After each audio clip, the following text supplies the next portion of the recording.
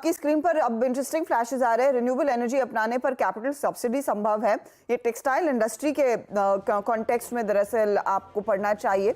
Exclusive details आते हुए textile के लिए बजट में बड़े ऐलान की अनुमान जताए जा रहे हैं। ये फिलहाल अभी इस समय की एक्सक्लूसिव ब्रेकिंग न्यूज़ आपकी स्क्रीन पर आती हुई। बजट में गारमेंट एक्सपोर्ट को बढ़ावा मिलता हुआ दिखाई दे सकता है।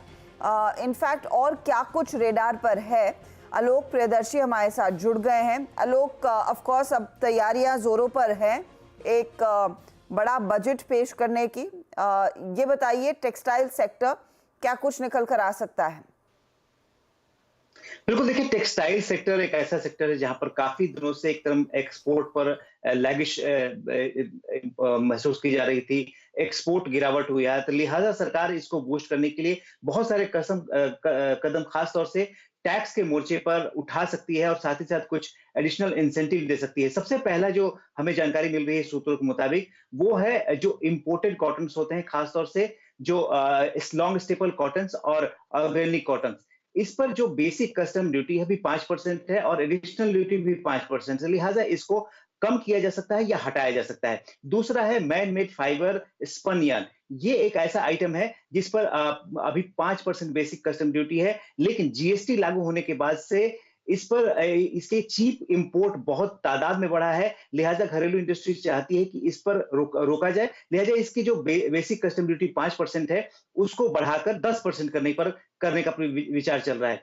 तीसरा जो आइटम है मेडअप एक ऐसा आइटम है जो कि बहुत सारे हैंडीक्राफ्ट इंडस्ट्री, लेदर गारमेंट और बाकी टेक्सटाइल इंडस्ट्री में इनपुट रॉ मटेरियल के तौर पर काम करता है और इसकी अवेलेबिलिटी डोमेस्टिकली काफी कम है या काफी महंगा है। लिहाजा इस पर जो ड्यूटी है, इसको हटाने का प्रस्ताव है, इसको हटाया जा सकता है। इसके अलावा अगर हम बात करें तो एमएसएमई जो टेक्सटाइल यूनिट्स हैं, उनके लिए एक नेशनल टेक्सटाइल फंड का भी ऐलान किया जा सकता है। इससे फायदा ये होगा कि जो एमएसएमई यूनिट्स हैं, यहाँ पर स्ट्रेटेजिक निवेश, जो अपग्रेडेशन, इंटीग्रेशन, ये आसानी से इस फंड के जरिए हो सकता है। और इसके अलावा जो एक इंटरेस्ट इक्वलाइजेशन स्कीम है, काफी समय से मांग चल रही है कि इसको 3 साल के लिए और एक्सटेंड किया जाए।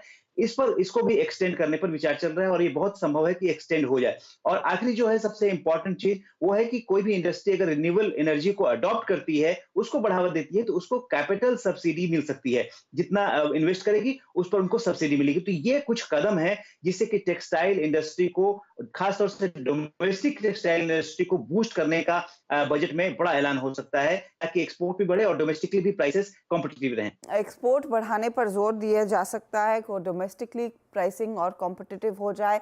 सेक्टर को और भी दरअसल सपोर्ट करने की कोशिश सरकार करती हुई दिखाई दे सकती है। आलोक प्रियदर्शी एक्सक्लूसिव डिटेल्स लाते हुए बजट ध्यान रखिएगा कि जुलाई के आखिरी पखवाड़े में पेश होता हुआ दिखाई दे सकता है।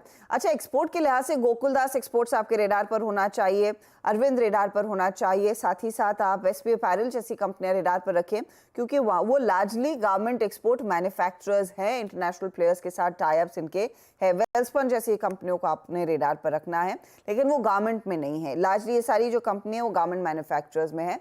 तो ये फिलहाल अपडेट्स आते हुए ये स्टॉक्स रेडार पर रखे। गोकुलदास एक्सपोर्ट, रुचित, इनफैक्ट इस हफ्ते की शुरुआत से इस पर नजरें थी। पिछले हफ्ते की खबर आई थी, मैनेजमेंट ने आउटलुक भी मजबूत दिया है। 952 पर खरीदेंगे क्या? आई थिंक ओवरऑल ट्रेंड तो वर्षा जी काफी स्ट्रॉन्ग नजर आ रहा है। स्टॉक एक high top high bottom structure बना रहा है और पिछले कुछ दिनों में वॉल्यूम्स भी देखे तो एक ग्रेजुअली इंप्रूव हो रहा है। प्रीवियस हाई स्टॉक में 1020 1022 के आसपास था, तो सो वो लेवल्स फिर से टेस्ट कर सकता है। वेदर वो सरपास करता है कि नहीं अच्छे वॉल्यूम्स के साथ, वो बाद में देखना रहा है, बट एटलीस्ट करंट लेवल से तो लग रहा है कि स्टॉक 1020 1022 के लेवल्स दिखा सकता है।